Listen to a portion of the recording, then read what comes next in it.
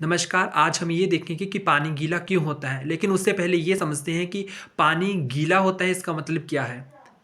जैसे हाथ को अगर हम पानी में डालेंगे तो कुछ पानी की बूंदें हाथ पर रह जाएंगी, हाथ पर चिपक जाएंगी, तो इसको कहा जाता है कि पानी गीला है, इसलिए पानी की कुछ बूंदें हमारे हाथ पे चिपक गई। अब हम ये देखेंगे कि कोहेसिव फोर्सेस और एडहेसिव फोर्सेस क्या होती हैं। कोहेसिव फोर्सेस होती हैं forces of attraction between similar kinds of molecules, और एडहेसिव फोर्सेस होती हैं forces of attraction between different types of molecules.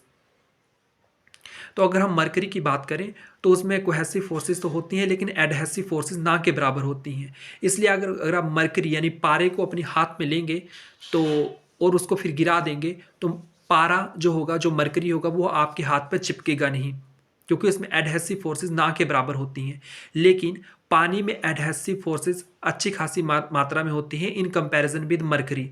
इसलिए अगर हम पानी में हाथ डालते हैं और उसको फिर निकाल लेते हैं तो कुछ पानी की बूंदें आपके हाथ पे लग जाएंगी, क्योंकि उसमें adhesive forces of attraction between water molecules and जो आपकी हाथ पे जो मॉलिक्यूल्स हैं उनके बीच में जो फोर्सेस ऑफ अट्रैक्शन है वो अच्छी खासी मात्रा में है। इसलिए पानी की जो बूंदें होंगी कुछ वो आपके हाथ पे रह जाएंगी, और इसी एडहेसिव फोर्सेस के कारण पानी गीला होता है।